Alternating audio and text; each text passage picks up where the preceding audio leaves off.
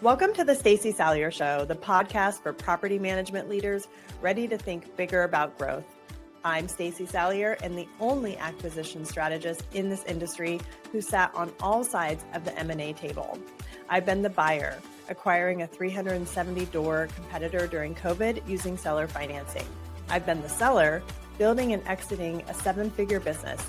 And I've been the corporate evaluator as director of acquisitions, assessing over hundreds of companies nationally.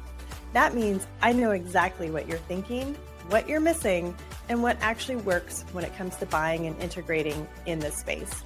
On this show, we dig into acquisitions as a real business tool, not luck, not someday. You'll learn positioning, strategy, numbers, and integration from someone who's actually done it all. Let's go. Well, welcome back, my friends, to the Stacey Salyer Show, where we talk about buying and selling property management companies. And I am Stacey. And today I have a guest on my show. We met a little over a year ago in the beautiful Colorado Springs resort, the Broadmoor, actually. We were there for NARPM broker owner. Yep. And we became fast and furious friends, much like I do in property management. So I'd love to introduce my guest today, Chapin Hemphill from Keyrenter Boise. And we are going to be talking about lots of great things, from buying and selling to, of course, AI. What? And things. I know, right? All things in between. So, Chapin, take it away. Tell us a little bit about you. Absolutely. I'm Chapin Hemphill. I have been in property management for a very long time. Fell into it accidentally in California. I was in Hollywood, California, and started off as an assistant manager and rose quickly in the ranks of the multifamily industry. Okay. And so I was managing apartment complexes, and then managing the managers, and then managing the managers of the managers, up the way. And working the ladder. After about 18 years of that, I ended up at Greystar in Northern California. And that was my last corporate stop. I was never built for corporate America. I am too transparent and have no filter, and that does not work in corporate America. That's why we're fast and furious friends. I was, yeah, exactly. I call it the principal's office, but I knew HR pretty well. All right. Are you also Gen X? Are we around the same age? Yeah, I'm 55. Yeah. Oh, okay. Yeah. I'm 51. Okay. Yeah. So, yeah. And we're just built different. We just don't have filters. We didn't need them growing up because nobody knew what we were doing and nobody cared. So right. we had Nirvana, right? Yeah, we did. Yep. So left abruptly from Greystar in Northern California and went on an exploratory mission of what I was going to do next. I looked at a lot of different companies outside of property management because I just wanted to test that. Sure. Make sure I was chasing what I wanted. But ultimately I found Keyrenter. I found Keyrenter when they were in a small office that I don't know what was in there before, but it smelled like monkeys. And it was the early, I think it was the 5th or 6th franchisee. So I started Keyrenter Silicon Valley. I built that solo. And I mean, I had a remote assistant, and that was about it. We got through COVID, but right before COVID hit, I decided to sell it and leave California. So put it up for sale, COVID hit. Take us back a little bit. So about what year did you join Keyrenter? I signed my agreement at the end of 2015. Okay, 2015. Okay, and they were pretty new. So Nate and Aaron started, because I know Nate really well. So at the time, it was me, Brandon Skolton, Jonathan Semsprott in Austin, a couple people who are no longer with the franchise, Jim Elfine, and a couple others, and me. And that was it. That was the franchise. It was wild. Wow. Yeah. Wow. Yeah, that's cool though, to be like on the ground and help build it, I'm assuming. It was scary because, like I said, I was talking to 10 other very established franchises. Okay. And then there was this new guy, but I went out there and I met Aaron and Nate and got to know them as people. And that was it. My decision was made because they are two of the most outstanding people I've ever met. And I was looking for something different. And I thought, rolling the dice on this maybe franchise with a couple of great guys is definitely doing something different. I'm all in. So, I love that. I and love that. So, it's been awesome ever since. I mean, I've opened 3 offices with the franchise, so that should say something. yeah, yeah. So before we like get into that part, tell me why you decided to go the franchise route. Because for people listening, I would say, I mean, I've been in the business for a long time too, right? And 99% of PMCs are independents, Yeah. right? Compared to like real estate sales. I would say real estate sales is probably heavier on the franchise side, Yes. which I actually owned a franchise on the real estate sales side. So I get that. But why did you decide to go franchise in property management? That's a great, I get that question a lot. It kind of changes through my experience with them, but I made the decision at first because I was coming from very, very high level property management. My last client was Goldman Sachs. I Wow. knew what really good property management took. It wasn't, you Okay. can't just walk into the city, file a business license, get your real estate license, and you're ready to go. This is a business that requires a whole lot of subsets and processes working really, really well. And so a franchise partner appealed to me because I didn't want to do some of the stuff. There's too many moving parts. So Right. when I joined, that was the decision. Now it's kind of like, why ruin a great thing? I've had 3 great experiences with this franchise. Okay. Why throw that away? So Right. Right. I don't know. It's just, I'm a creature of habit. I know what works.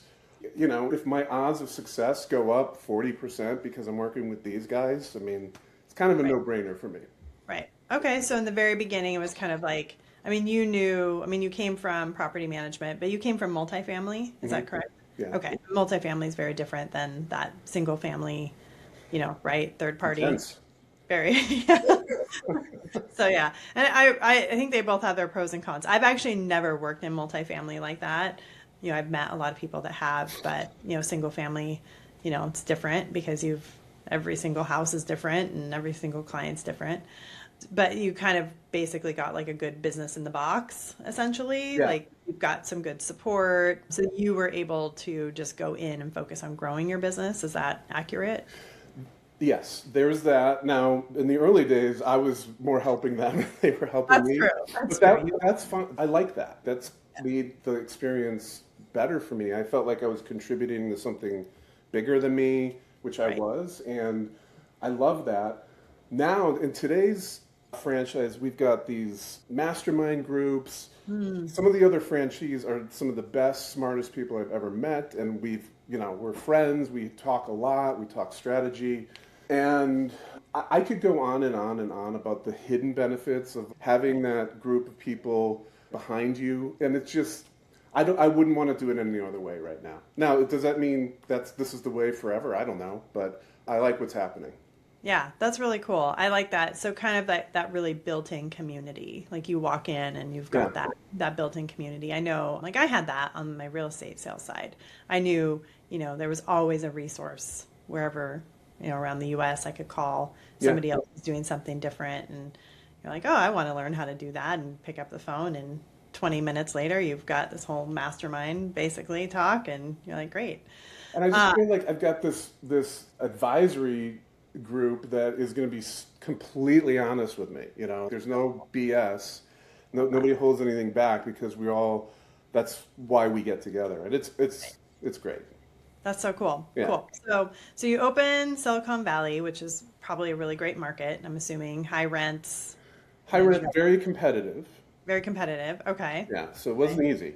That was a challenging 5 years. My wife ended up being diagnosed with cancer 1 year into it, and so she was in the she beat it. She's the strongest woman I've ever known. She I beat love it, that. so we're a happy family. But I had a 2-year-old. She was in the hospital for the year, and I'm trying to build a startup. It was very, very challenging, Wow. but I made it.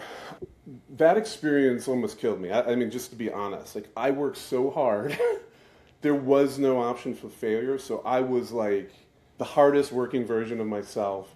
And I don't Mm, think I could ever work that hard again. I don't think it's possible.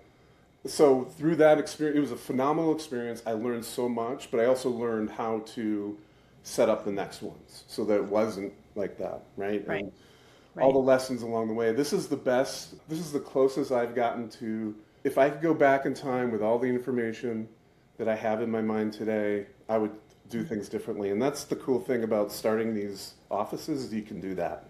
Right, right. I think though there's a huge amount of value in going through things like that, like building from that survivalship mode. You're in survival mode. Yeah. No one can ever take that away from you. That is, to Yep. me, the greatest accomplishment was getting through those 5 years of my hmm life. hmm Everything else, I mean, I'm doing some phenomenal things now, but that was like, I went to war and I came out alive, right? Yeah. Yeah. And it made you a different person. I mean, you were able to move forward into a new identity Yeah. and now I'm assuming probably help mentor others and, maybe even recognize like, hey, you might be kind of slipping into this type of mode. Here's how you could do something different so you don't have to live that life. I'm assuming maybe there's a little bit of Yeah, that. I've become a really good coach. I do coach and I do consulting as well. The consulting, same thing. Look, I know how hard it is. I know what it took to do this solo to get through it to a successful sale. I feel like I've got some good intel that I can provide to people, and yeah, I love doing that. I love giving that back. Yeah. Okay. So you started Silicon Valley. I mean, that was very tough 5 years. Then you put it up for sale. How did that work? Like, I know my listeners would love to hear kind of like, what was that transaction like? Did you use a business broker? What happened with that? Yeah. Well, I did call some business brokers in the beginning. I saw pretty quickly what they wanted to charge me, probably to a detriment. I said, I can do this myself. I've It's never just said like, that. I've never said that. it's No. like all the people that we're trying to convince don't manage your own property, and then I go ahead and try to manage my own sale. And it took about a year. I did it on BizBuySell. I put it up for sale, and then a week later, March 16th hit, and I was pretty freaked out. It was quiet for about 3 weeks. And then as things started to settle and we saw who the essential businesses were, property managers are essential business. Yeah. California had all these state rent control things happening, and now COVID hit. The demand for me exploded. And so Right. during COVID, we crushed it. Yep. And I started getting BizBuySell inquiries like 15 a day. It was insane. And so I came up with a system to filter through them, because a lot of them were just tire kickers, like hmm BS, totally not real, right? But okay, so I started talking to some real people. I actually worked with, who coached me through this was Mike Catalano. Oh So, yeah. Awesome. so Yeah, because I he's in that area. Yeah, and yeah, they founded Pure in yeah, 2020. yeah. Yeah. So, and this was right during when they were launching Pure. So he's in Silicon Valley, and Yep. so I kind of knew him, and I sat down with him for lunch. I'm like, hey, I'm trying to sell my business, and he ended up just kind of coaching me through it. I love that. He That's ended cool. up presenting an offer that I did not accept, and I'm so sorry, Michael, but it just wasn't the best offer. I love you, bro. That's okay. Yeah, I mean that's just business. And That's his how. offer was to, for Pure to purchase it and me to join that team, and I didn't want to work for anyone. That was what it came down to. I wanted to get out. I took a year off, hung out with my 5-year-old son, started the consulting, just kind of took it easy, because remember, I had the hardest 5 years of my life, so I needed a year off. And so Right. that's what I did. I took the cash offer, took a year off. By the way, in 2019, I also started Keyrenter New England. I co-founded it with my Right. partner over there. So that was my second office. And then in 22, about a year and a half after getting here in Idaho, we launched Keyrenter Boise. Okay. So you sell Silicon Valley. That was 2020 or was it 21? Well, closed in February of 21. Yeah. Okay, February 21. And then you opened New England in 19? Is that? Yes. No. Yes. Yes. Okay. So overlap. Yeah, you were working crazy. And then when you say New England, like what area, like what state? Manchester, New Manchester, Hampshire. Yeah. New Hampshire. Okay. Okay. And you opened that one with a business partner. Yeah. Sad to say, I've actually never seen a property in that portfolio. Yeah. Have you even been there? Not during the ownership of the company. I have been to New England, but That's why. I love that. You're like a true entrepreneur. You're like, oh, sight unseen. I mean, my partner is somebody I worked with for a long time. I totally trust her. And Yeah, what I was providing, I didn't need to be there. I was providing processes and right, the accounting oversight and, right. just sort of like CEO kind of level stuff. And I just didn't need to be there. Yeah. So Yeah. No, that makes sense. I mean, you're not going to be doing move in and move outs at that I am point. not. No. Okay, cool. And so now do you still own that one? I do. We actually went through the process of looking at selling that. We got an offer. We got actually a couple offers. Okay. And then it just, the one offer that we accepted fell through. And so Megan and I, my partner and I, decided, you know what, let's just try to build this more and see if we can sell it for more. So it was kind of like cool. We went through the process. She understood how challenging it is to sell a Right. business. Right. And she was like, I want to put this on pause. I'm like, I get it. Let's build this and sell it for more. So that's what we're Okay. doing. Yeah, no, that's cool. I think like because when I was working with Pure, I mean, because I did sell to Pure, Yeah, very I know. very end of 21, and I did M&A for them. A lot. We had a lot of people kind of go through that process, and Yeah. and it was almost like a education for some people. And I mean, it sounds like you got an offer, didn't pull the trigger on that one, but it is kind of cool, like when you can kind of see, oh, well, if I do build up, I might be able to sell for more, but it depends too on all the things. Totally. It's a risk. I mean, you know, the New England could fall into the ocean next year. Anything could happen. I don't know. California will probably fall into the ocean before New England. But anyway, okay, cool. So you guys have, do you mind sharing like how many doors you have in that In New region? England? Yeah. Yeah, I think we're at 110 today. Okay, 110. Okay, cool. And then she mostly runs like day to day. You're kind of just like on the back end. Yeah. It sounds like maybe advisory type Yeah. role. Yeah. Okay, cool. And so now the goal has changed with that one. Keep it, build it, and go from there. Yeah. Unless, somebody is listening to the show and they call and make you an amazing offer, then Yeah, who who knows, knows? right? Well, it was a business that was established by me, so it's okay. Yeah, yeah, that's great. And it's under the Keyrenter brand, which is a Yeah, great and thing. there's always, I joke about that first thing, but no, that's the other thing about a franchise is they're also making sure that these businesses are staying compliant and they're good businesses, right? They're meeting certain metrics. There's accountability. If you're not bringing on doors fast enough, you're talking to the marketing team. They're there to really provide some lift.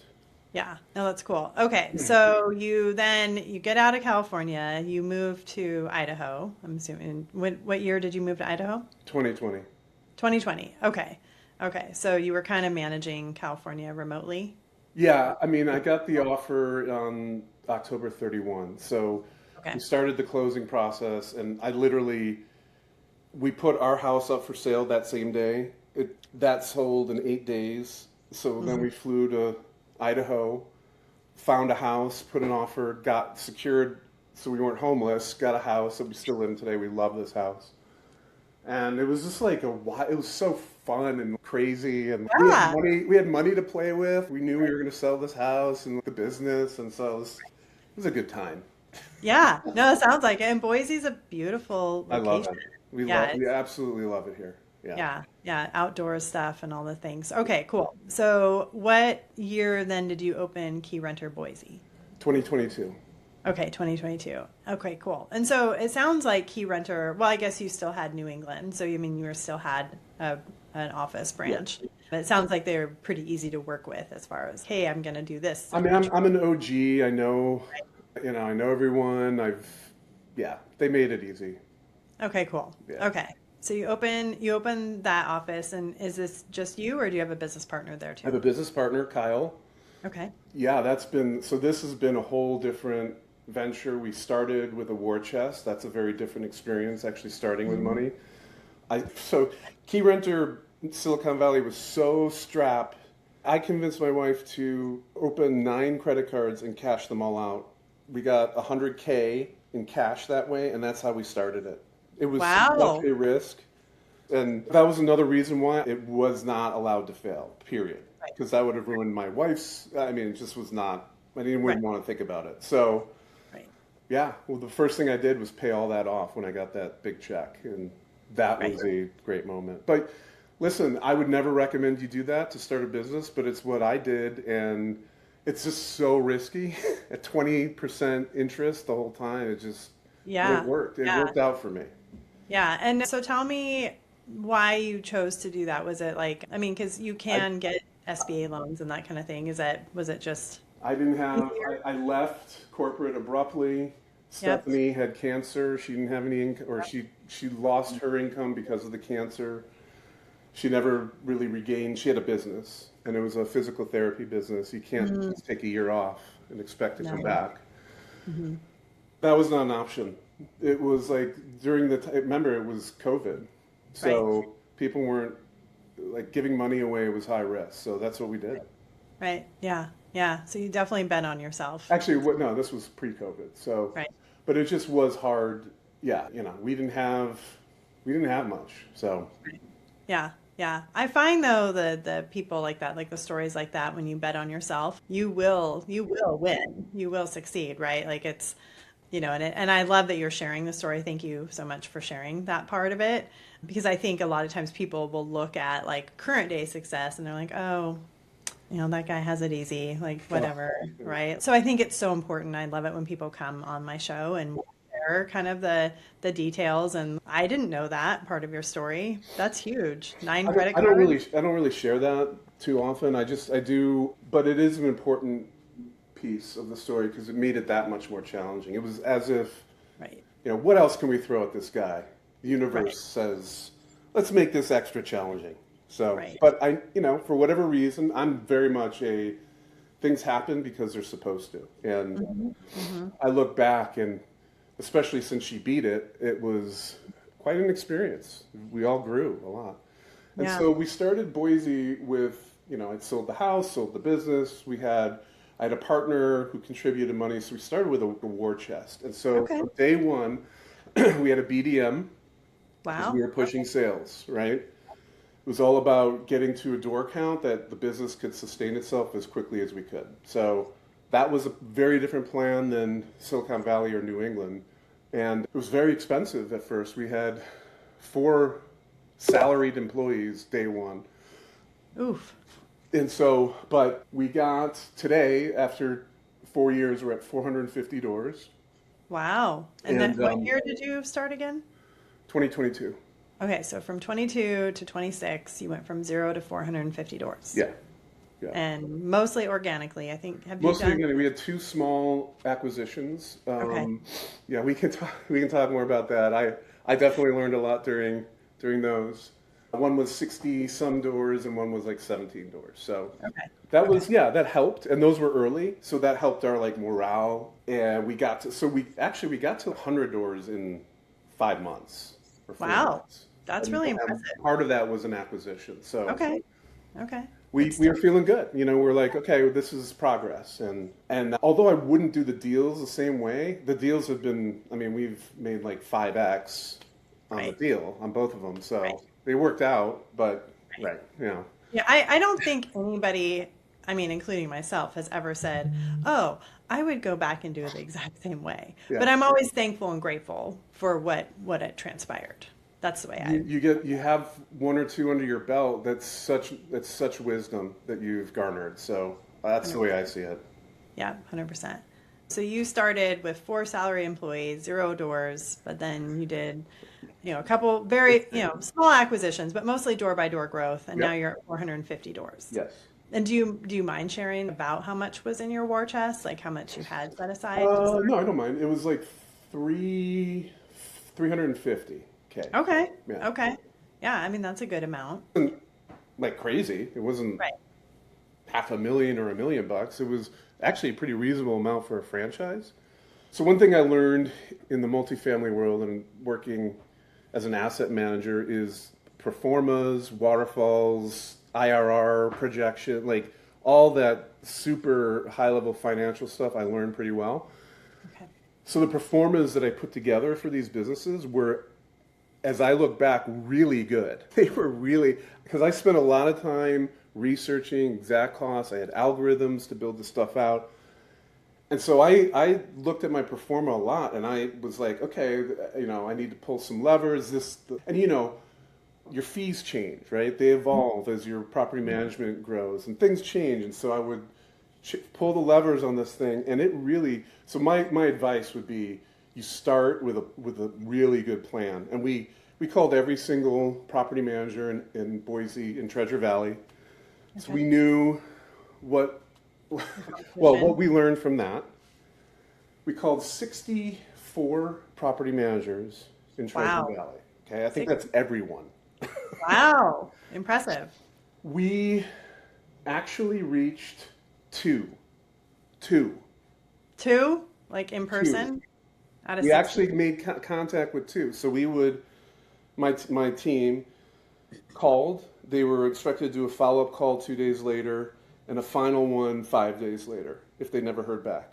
They only heard back, well, no one picked up. So in terms of picking up on the first call, 0. Returning our call after the first call, 2. Returning our call after that third call was like 1 more. Seriously? And I was like, guys, we are in heaven. Our mission is to pick up the phone. Right. We will get to 400 doors in 4 years if we just pick up the phone before 2 rings. And that is somewhere is my banner that Rent Scale did for me. And it's all about, we answer the phone. That's our differentiator. Yes, we've got some, like my business partner is really good with relationships and making those connections that lead to many, many doors. He's very, very good at that. Sure. But he answers the phone. That's really what we've done. And you guys are live answering, like a real human. You're not doing the AI answering. We do the AI for overflow, but that's if 4 different people can't answer the phone. Yeah. Sure. That's fair. Okay. That's cool. And are you guys answering 7 days a week? Not live, no. Not live. No. Okay. And in the beginning, we used to have a call center. Not ever going to do one again because of where we are with technology. As much as people don't want to talk to AI, they don't make the mistakes that humans make. Right. For sure. Okay. And I'll give you an example. If I call and test the call center, hello, Keyrenter Boise, how can I help you? You don't even know how to pronounce the name of the company. That's a problem, people. That is a problem. So call centers don't work. And it's like saying people in this situation, people aren't good enough. Right. Right. At least, yeah. I mean, your local team, obviously, and then, Flow AI that you've trained. Wow. So I guess that would be, I mean, that's a huge mic drop moment here. I mean, 64, like for you to even number one, do that research. I mean, I'll admit I've never done that research in my market. Now I'm going to. I guess what I've learned from the first 2 franchises, the research and the pro forma and just understanding the market is so important before you get started. You just, you have no direction if you don't do that stuff. And I know it's hard and I know it's confusing. You should, honestly, if you're out there thinking about starting a property management company, you need to talk to someone like Stacey who can help you build out a pro forma or somebody else because it is essential. It's like going in blind and it's a problem. Yeah. And then, really knowing, building your roadmap for sure, which sounds like, I mean, you did a great job building that roadmap. And then I didn't want to lose. I was like, what else can I do to ensure that I'm going to win doing this? And I just kept thinking, okay, well, what is everyone in the market doing? I need to know. So I called everyone. Well, they're not answering their phone. So Boise, Idaho, I know. You're not answering your phone. And it's weird because we hear that across the United States, though. I used to hear that when I had Leading Edge, in my market. People would be like, oh, you're the only one that answered my call. Well, no, so listen, I get it. It doesn't mean that people are bad necessarily. Could mean they're bad. But when I was a solopreneur, and I was talking to a resident that was freaking out on me because I wasn't allowing them to move in an illegal cat. Owners are calling. Right. But I'm on the phone. The lesson for me is you cannot grow fast if you're a solopreneur. It's not possible. It's true. If you want to take care of all the stakeholders in your business, if you want to take care of them, you can't grow fast. So that's why we started Boise. I started Boise with the sales department. Like there were more people in sales and operations when we started. Very cool. And I think that is a huge differentiator for you because I would say 99% of PMC owners start very operational based and they stay very operational based. I mean, and I've talked about this quite a bit in writing and on my show. You go to a conference, what is there? Operations. I mean, there's not a lot about growth. I mean, a little bit, not a lot about acquiring, not a lot about marketing. It's all operations, but really, operations is important, of course, but if you're not focused on sales, I mean, you're not going to grow. They're equally important. As my business partner likes to say, hey, I can bring in as many properties as you want, but if my partner's not taking care of them, they're going to go right out the door. So 100%. It's a total partnership, absolutely. And that, it's kind of it's how we're partnered. He's all sales. And so my opinion is that sales also includes leasing. This is like people-facing stuff to close contracts is that department, right? Okay. So leasing and new owner sales, he oversees. And it's going so well. That is really cool. And then you're kind of like the engine, like the operations, the map, like all that kind of good stuff. Yeah. That's really cool. That's great that you guys have that cool partnership. Yeah. And I think that's where partnerships really work pretty well. So that's good. So as far as, it sounds like you've done a lot of buying and selling. Do you have any words of wisdom or things that you would share? Just hot takes, like really quick, of if you were to go back, maybe what you would do different for either buying or selling? You mean acquisitions? Yeah. Mm-hmm. Yes. I think the number one thing that I would do different in every situation is to really understand what the properties are that we're buying. Go to every single one. Every single one. Okay. Look at every single one of them, if you can, and talk to every owner. Somehow you got to talk to the owners before the acquisition happens. Okay. Yeah. Because you got to get a sense of what's going to churn out, Yep. So our thing was like, we don't want a couple owners said, we don't want it to work with a big national company. And I had to explain that's not at all what we are. We're a small local business that has a franchise partner that helps us with back end stuff, And I think that helped one of them, but the other one was like, no, I don't want to work with you just because of that, before even trying. So I just I think it's important to get get ahead of that, a handle on what level that's going to happen. And I don't know, in our deals, we kind of like did the deal and then told all the owners because we didn't want to, I don't know. I think it was like, we were just hoping that would go okay. Right. And I don't think you do that in the future. No? Yeah, I don't know. It's pretty common to not tell them before, just because usually the seller doesn't want that because then it could blow up. Why? And he's got such an awesome business. What's the problem with that? Yeah. Well, yeah, that is true. But people don't like change, so I guess right. Either way. Right. And if they don't like change, I don't want to be paying for that. Right. Yes. Did you do a clawback? I'm buying this contract, and if you don't like change, then I need to know that. Yep. That's just what I'm saying. Is as the buyer, you open yourself up for a lot of risk. You do. You're not doing this stuff. There is definitely risk. Did you do a clawback on any of those? I did. Yeah. Okay. Did you have a high churn rate? The clawback covered what we did. Now, it wasn't super high. There were a lot more that fell off after the churn period, which was fine. Some of it we were like, we don't want to work with this person. And that's the other thing. Mm-hmm. Is I don't want to, one of our owners, we still have him, but he's got the worst properties in our portfolio at this point because back then we were taking anything. Right. He's a nice guy and he's got 22 properties or units. He's got a bunch of fourplexes and I don't know. I mean, I would never sign him today because of the quality of his turns and the quality of the residents and how much time we're spending on this deal and the small fees we're getting because the rents are low. It's just like a drag. But he came with that deal and he was the biggest owner. And we're just not there yet when we're going to say, he also sends my biggest pet peeve, he also sends in his own handyman to do everything. Okay. Yeah. which is hard. and which That's which we're not allowing with other right. owners. But this guy's grandfathered in, and so Right.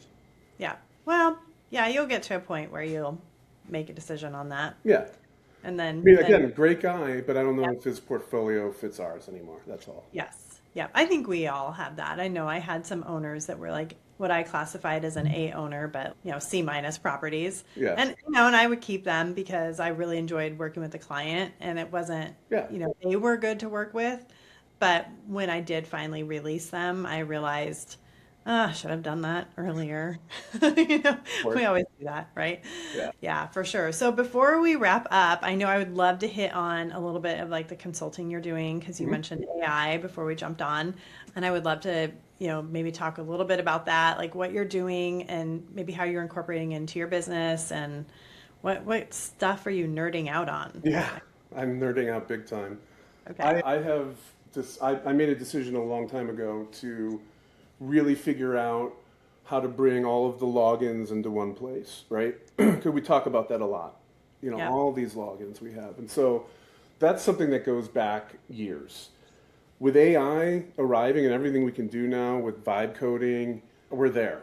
And so I've been going nuts. What I'm doing is I'm using Notion to hold all of our data, because it's a database, and all of our written information, because it's also a text-based database. And it is the brain of our operation. It has all of our policies, all of our processes really clearly explained, and all the stuff that people have been talking about, right? What people aren't really, people are talking about that being your source of knowledge, and I totally agree it is. The database side is mind-blowing, okay? For example, I have imported with API token all of my AppFolio information. I now have all of my AppFolio data in my database. And my team can go to our portal and say anything. When is so-and-so moving out? Give me a renewal plan for this person. And it's live data from AppFolio. Same thing with Lead Simple, live data. So we're doing a lot of our process oversight in this portal, but the data is still in Lead Simple for now. Okay. What else? Boom. Wow. We use Boom for screening. We know what's going on with screening. My team can now make a decision on screening with the click of a button based on all the information that's coming in. This is a great example. It helps them make a decision without going to Kyle or me. Hey, can I approve this person? They're conditional. We built out a matrix that answers that for them. And they are more confident. They get things done faster. They feel empowered. Right. It's awesome. And so that's what I'm working on. And I've solved our key problem. We've had, how do we track keys? This has been a problem forever. Oh, like I solved it with AI and an app. So. Oh, well, you could probably sell that like on the internet because that is like one of the biggest problems is the keys. Yeah. Okay. And now is that all? So is everything housed in Notion? Is that like what you're considering your portal? Yeah. So you can go into Notion and say, what is the quick set key cut for 123 Main Street? And then it'll tell you. Oh. And then our field team all has a large key ring of the quick set keys and they can just go open the door. Oh. So that is, they don't have to run back to the office. They don't have to figure out what database am I looking in.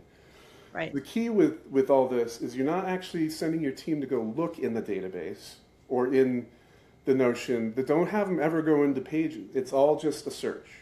What is the deal with this? And they're searching in Notion. Yeah, so we also have custom built out agents in Notion that they can ask for. Like we have an angry owner agent. Just plop the email in.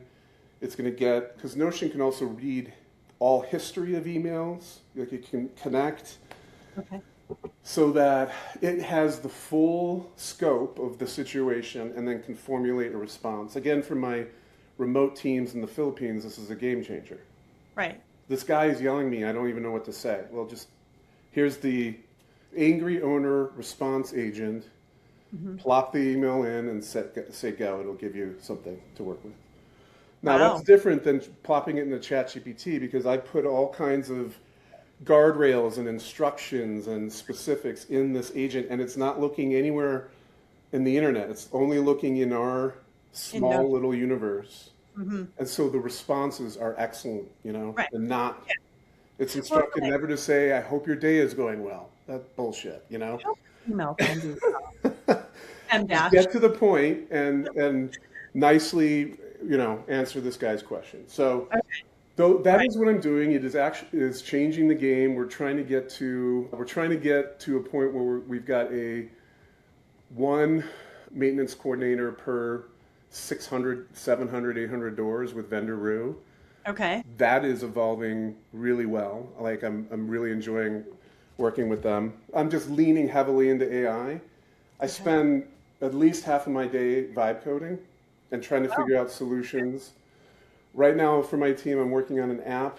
They can just walk through and talk about the blue tape on the wall, and it's going to spit out an estimate for the owner with pricing already. Like, you don't have to mention how much things cost. It's pulling from the Home Depot current price for he's describing the bathroom vanity he needs to replace, and it prices it at Home Depot, like, automatically. So Wow. pretty wild, time-saving stuff. It's all about reducing time in the field or time working on something. Right. Yeah, and being efficient. Also, what you're describing sounds like to me your team is probably happier because nothing is worse. Because I remember when I had Leading Edge, we had way too many platforms probably. And, it's so hard to train somebody. You're like, oh, well, you log on to Buildium. Oh, but then you got to go into Tenant Turner for this. Oh, and then you got to go into Monday.com. And, back then it was like, I'd try and have everything run through Monday as much as I could. But, when you can have it run through one source of truth. And again, I think that's important for everyone to understand. You're not having your team go to Claude or ChatGPT. Right. It's going to Notion, which Yes. you have trained. Those are trained employees, essentially. It is the only source of truth. Yeah. Yeah. Angry owner agent is trained on your expectations, your voice, Right. your company's, right? Your everything. That's a game changer. That's huge. And Yeah. that's probably got to make your team feel so much better too. Show up to work every day and maybe not be as stressed out, hopefully. Yeah, totally. That's the idea. And we're growing so quickly. Like, team and our Filipinos, I love them, but they will be the last person to tell you that they're drowning. Yep. And so there's been a lot of, okay, you can't do all this anymore. You were doing this when we were at 100 doors. We're at 450. You can't do all of it anymore. And so we're going through that, separating. We're going through delegation worksheets. Okay, this is now what you do. This is now what you do. It's all about refining and clearly defining the guardrails and who owns what tasks, and just going all in with EOS and AI and the ability to just have it all work together. It's a pretty incredible time. Yeah. Yeah. No, I love that. Well, I'm sure you and I could talk for hours. I'll have to have you back on the show just to talk about the AI piece of it, because I really wanted to kind of hit on the, your buying and selling, and moving around the US and doing all the cool things you're doing, especially with Keyrenter. But I think it'd be really cool to have you back on and maybe have you go more in detail. I'd love to. For that, just because I know that would be a huge benefit to my audience. But yeah, so before we part ways, like, where can people find you? Are you doing consulting for the AI type stuff? What I'm doing, I am, but what I'm doing is I'm actually presenting my platform pretty soon, next week, to a group of people.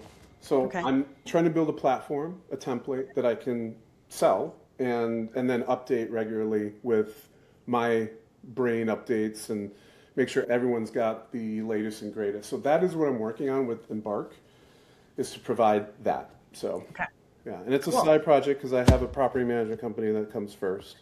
Right. Yeah. But that's cool. It's needed. There's a lot of people out there that could definitely use that for sure. Yeah. And there's a lot of people in our franchise that are asking for it. So I'm kind of trying to get there. It's hard. Yeah, I love that. And are you speaking at all? Are you presenting anything around that? I'm doing a webinar for the franchise and things like that, but I'm not publicly speaking. Okay. Yeah. Well, maybe you should, maybe. I don't know. I think it'd be pretty valuable if that's something you're into. Yeah. Awesome. Well, thank you so much. Maybe you can coach me on putting that together. Okay, I will. I'll help you. Yeah, I think you should submit to speak for some places in 27. Okay. if that's your vibe, just because I think what you're sharing is really cool. So Thank you. yeah, you're welcome. Awesome. Well, thank you so much for coming on today. I'll make sure all your contact info is in the show notes. And Yeah, I mean, if you want, the best place to find me is probably LinkedIn, and it's just okay. /Chapin Hemphill. So Perfect. yeah, Perfect. And yeah, if anyone has questions about Keyrenter, what it's like to buy into a franchise, and yeah. if you're curious about that, or what you're going to be offering your platform or anything else, then go on to LinkedIn and find Chapin. You will enjoy speaking with him. Cool. Well, thank you so much for coming on today, and we will see you next time. Thank you, Stacey. Thanks for listening to the Stacey Salyer Show. Here's the deal. You can read about acquisitions anywhere, but you can't learn acquisitions from someone who's done it the way I have. As a buyer, a seller, and from the corporate side, evaluating hundreds of companies. That's why I need you to subscribe and share this with someone in your network who needs to hear it. And if this episode landed, leave a 5-star review. It's how more PM owners find the only acquisition expertise in the space that comes from all sides of the table. And while you're at it, grab my acquisition readiness checklist on my website at staceysalyer.com. Then, when you're ready to move from growth thinking to growth building, explore the Built to Acquire program. Don't leave it on the table. See you on the next episode.